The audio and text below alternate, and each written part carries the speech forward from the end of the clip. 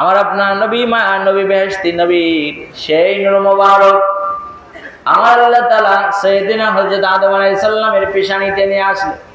সেখান থেকে পর্যায়ক্রমে ট্রান্সফার করে শীশ আলাইহিস সালাম, তারপরে নূহ আলাইহিস সালাম। এই জন্য আল্লাহ পাক নূহ আলাইহিস সালামকে আল্লাহ সারা পৃথিবী প্লাবন করে দিয়েছেন, তাকে হেফাজত করেছিলেন, কারণ নূহ আলাইহিস সালামের মধ্যে আমার নবীর নূর মুবারক ছিল। জোরে বলেন আল্লাহু আকবার। সেখান থেকে নবী ইব্রাহিম আলাইহিস সালামের শরীরের মধ্যে, সেখান থেকে নবী ইসমাইল আলাইহিস সালাম, সেখান থেকে নিয়ে খাজা আব্দুল মুত্তালিব, সেখান থেকে খাজা আব্দুল্লাহ। বন্ধুরা আমার, আব্বা জানেন, ইমানদারেরা, খাজা আব্দুল্লাহ রাদিয়াল্লাহু তাআলা আন আমার রাসূলের আব্বা জানের কপাল মোবারকে আমার নবীর সেই নূর মোবারক চমকাইতেছিল। জোরে জোরে বলেন আল্লাহু আকবার। এদেশের কিছু নেমখারাম আমার রাসূলের বিদ্বেষী, আল্লাহ ওয়ালাদের বিদ্বেষী কিছু মানুষ আছে যারা আমার রাসূলের আব্বা এবং মাকে তারা কটাক্ষ করে কথা বলে। জোরে বলেন নাউজুবিল্লাহ। হাদাহুমুল্লাহু কামিলান, আল্লাহ তাদের পরিপূর্ণ হেদায়েত দান করেন। জোরে বলেন আমিন। আমার নবীজির আম্মা এবং আম্মা তেনারা আল্লাহ পাকের জান্নাতি। জোরে বলেন সুবহানাল্লাহ। একটু আওয়াজে বলেন সুবহানাল্লাহ। আমার নবীর আব্বা এবং মা সারা পৃথিবীর সর্বশ্রেষ্ঠ মা, সর্বশ্রেষ্ঠ আব্বা, এত বড় দামি বাবা, এত বড় দামি মা পৃথিবীতে দ্বিতীয় আর কেউ হয় না। জোরে বলেন ঠিক না? বেহেশতি নবীজির যিনি আব্বা, বেহেশতি নবীজির যিনি মা, তাদের ব্যাপারে ঈমানহীন কলম দ্বারা, জাহান্নামী কলম দ্বারা কত বড় দুঃসাহসের ব্যাপার। জোরে বলেন কথা ঠিক না? আমরা তাদের বদদোয়া করব না, আল্লাহর কাছে দোয়া করি আল্লাহ ওদেরকে সহি বুঝ দান করেন। জোরে বলেন আমিন। একটু পরেই দেখবেন যে আমার রাসূলের মায়ের ওই রেহেমটা, ওই পেটটা কত দামি। আমার রাসূলের আম্মাকে আল্লাহ কত সম্মানিত করেছিলেন। জোরে বলেন আল্লাহু আকবার। ভাইজান আমার, আপনাদের ইমানদারেরা, খাজা আব্দুল্লাহ রাদিয়াল্লাহু তাআলা নূর কপাল মোবারকে আমার নবীর সেই নূর মোবারক চমকাতে আছে। আরবের মহিলারা, মেয়েরা, অবিবাহিতা যারা দেখে তারা পাগলি হয়ে যায়। জোরে জোরে বলেন আল্লাহু আকবার। ও যুবক বন্ধুরা রে আমার, রাসূল প্রেমিকেরা, এক পর্যায়ে আল্লাহর এক বান্দি যার নাম ছিল মারিয়াম, নওফেল তার বাবার নাম, খ্রিস্টান ধর্মের একজন বিশিষ্ট পাদ্রী, অনেক জ্ঞানী ছিলেন। তাওরাত কিতাবের তার যথেষ্ট তার দখল ছিল, পাণ্ডিত্য ছিল। তাওরাতের মধ্যে পড়েছেন শেষ নবী আসবেন যার বাবার নাম হবে আব্দুল্লাহ, মায়ের নাম হবে আমেনা। বেহেশতি নবীজির অসংখ্য মুজিজা তাওরাতের মধ্যে পড়েছেন। জোরে বলেন আল্লাহু আকবার। সেই বর্ণনা অনুযায়ী মেয়ে মারিয়াম তিনিও আপনার যখনই বুঝ হয়েছে তিনি চিন্তা করতে আসেন আর খোঁজাখুঁজি করতে আসেন। তাওরাতের বর্ণনা অনুযায়ী আব্বার মুখে শোনা, তাওরাত আমি নিজেও পড়েছি, সেই তাওরাতের বর্ণনা অনুযায়ী কোন দিন আসবেন আখিরি জামানার নবীর সেই আব্বা, একটাবার যদি নসিব হয়ে যায়, ওই মানুষটার যদি আমি ঘরের যদি একজন মানুষ হতে পারি, তার যদি আমি সহধর্মিণী হতে পারি, তার ওসিলায় তামাম কুল কায়নাতের নবীর আমি মা হয়ে যাব। মারিয়াম সেই আশায়, সেই প্রত্যাশায়, সেই আবেগ ভরা আশা নিয়ে রাস্তায় তিনি চলতে আসেন। হঠাৎ করে সর্বপ্রথম যেই দিন খাজা আব্দুল্লাহ রাদিয়াল্লাহু তাআলা আনহুকে রাস্তায় দেখা হয়ে যায়, নবীর আব্বার কপাল মোবারকের দিকে তাকাইতে মারিয়াম নামক মেয়েটা, নওফেলের মেয়ে, সে বুঝতে পারলো তাওরাতের বর্ণনা অনুযায়ী এই নূর, এই আলো আর পৃথিবীর অন্য কারো নয়, এটাই হবে বেহেশতি নবীজির সেই আলো।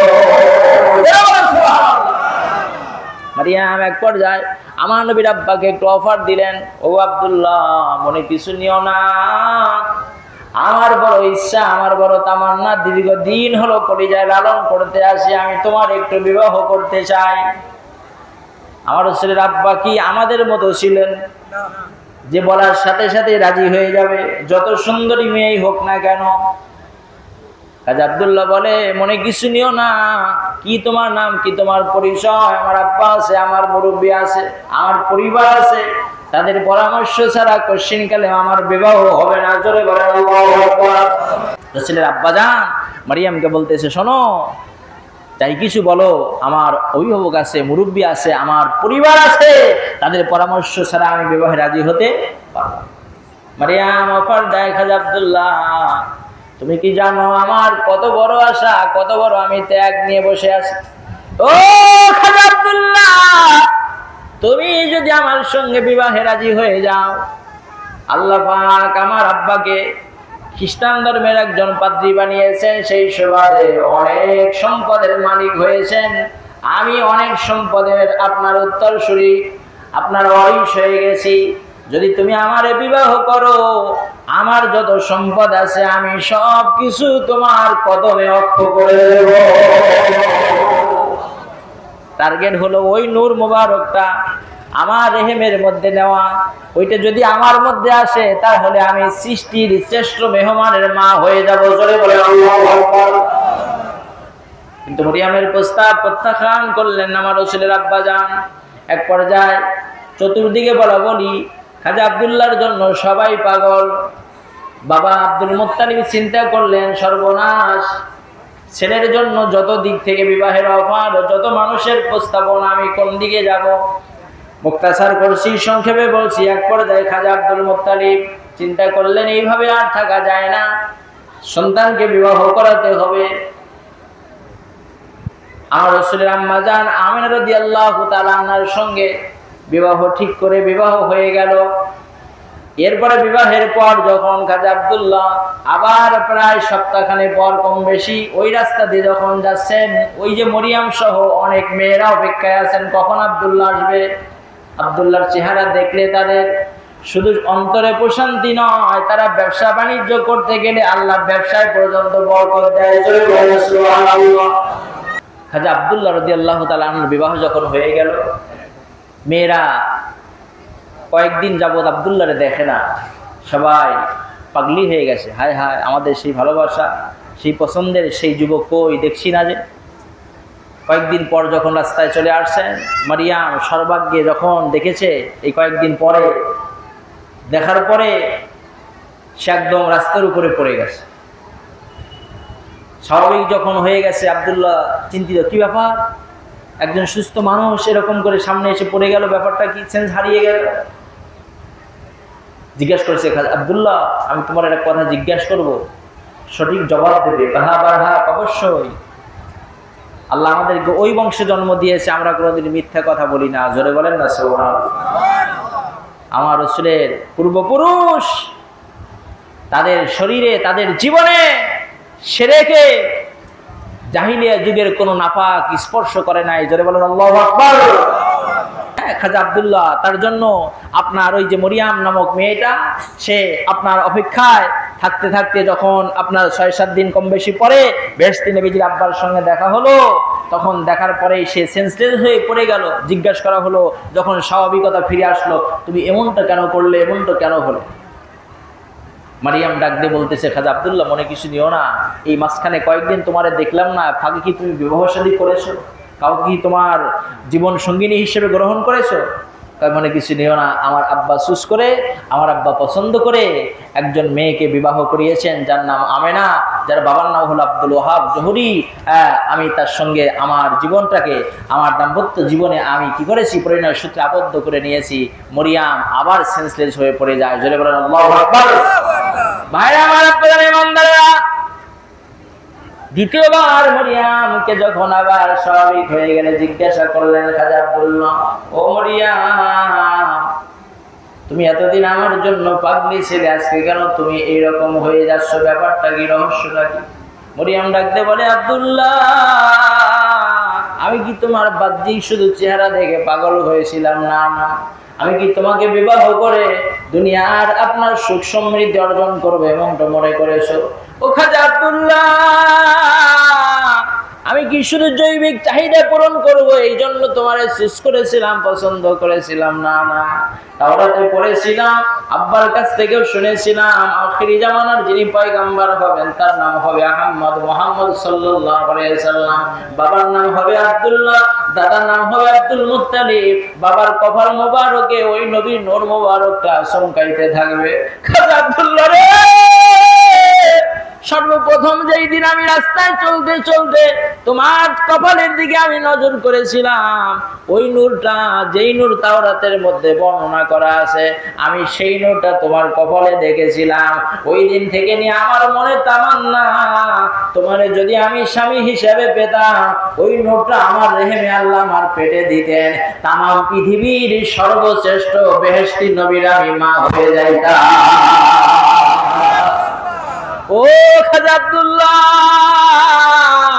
আজকে যখন তুমি বিবাহ করে রাস্তায় এসেছো, আল্লাহর কসম করে বলছি, বেহেশতি নবীজির ওই নূর তোমার আর কপালে নাই, তোমার শরীর থেকে ট্রান্সফার হয়ে গেছে, স্থানান্তর হয়ে তোমার বিবি আমেনা রেহেমের মধ্যে চলে গেছে। তোমার বিবি আমেনা অত শুধু শুধু আমেনা নয়, ও হলো তামাম পৃথিবী যত মা এই পৃথিবীর বুকে এসছে, যত আসবে, তামাম পৃথিবীর সর্বশ্রেষ্ঠ মা হবে আমেনা। কারণ আমেনার মধ্যে আমার আল্লাহ এমন নিয়ামত দিয়েছে, যেই নিয়ামতের ওসিলায় আমার আল্লাহ তামাম কুল কায়নাত বানাইছে। প্যারা হাজিরিন, বেহেশতি নবীজি আমার রাসূলের আম্মা জানের রেহেমের মধ্যে মায়ের পেটে যখন চলে আসলেন, আল্লাহ পাক মায়ের পেটে দিয়ে আমার নবীর অসংখ্য মুজিজা প্রকাশ করিয়েছিলেন। জোরে বলুন না একবার সুবহানাল্লাহ। আম্মা জান মা আমিনা রাদিয়াল্লাহু তাআলা আনহা বলেন, ক্বালাত আমিনা রাদিয়াল্লাহু তাআলা আনহা লাকাদ আলিকতু বিহি ওয়া মা ওয়াজাদতু মুশাক্কাতান। ও দুনিয়ার মায়েরা বোনেরা শোনো, তোমরা যখন প্রেগন্যান্সি হয়েছো, পেটে যখন তোমাদের বাচ্চা এসেছে, বলেন তো এমন কোন মা, এমন কি কোন বোন আছে পেটে যখন বাচ্চা আছে তাদের কষ্ট হয় না? কি কষ্ট হয়, কি হয় না? শারীরিক পরিবর্তন দেখা যায়, খাওয়া দাওয়ার অরুচি হয়, নানান ধরনের সমস্যা। মায়েরা বোনেরা পরিবারে যারা থাকে সবাই সহায় দেয়, সবাই তার পাশে সেবা শুশ্রূষা নিয়োজিত থাকে, ঠিক কিনা? আম্মা জান বলেন, ও দুনিয়ার মানুষ শোনো, বেহেশতি নবীজি আমার পেটে যখন আসছে, আমার নবীজি পৃথিবীতে আগমন করার পূর্ব পর্যন্ত 9 থেকে 9.5 মাস বা 10 মাস, এই যতদিন আমার নবী আমার পেটে ছিলেন, লাকাদ আলিকতু বিহি ওয়া মা ওয়াজাদতু মুশাক্কাতান, আমি নবীর মা, আমি কোনোদিন এক বিন্দু পরিমাণ কোনো কষ্ট পাই না। একটু জোরে হবে না সুবহানাল্লাহ? শুধু তাই নয়, ও দুনিয়ার মানুষেরা, মা ওয়াজাদতু সিকালান কামা তাজিদুন নিসা, স্বাভাবিকভাবে মায়েরা বোনেরা সন্তানকে পেটে ধারণ করে যেই কষ্ট পায়, যেই ব্যথা পায়, যেই কষ্ট অনুভব করে, বেহেশতি নবীকে আমি পেটে নিয়ে এক জাররা পরিমাণ আমি কোনো কষ্ট অনুভব করি নাই। জোরে জোরে বলুন সুবহানাল্লাহ। শুধু তাই না, আম্মা জান বলেন, আমি চলতে ফিরতে যদি কোনো সময় মনের অজান্তে আমার পায়ের নিচে যদি কোনো সময় কাটা পড়ে যেত, বেহেশতি নবীর ওসিলায় আমি নবীর মায়ের পায়ের নিচের কাটা আমার আল্লাহ ফুল বানায়া দিতে।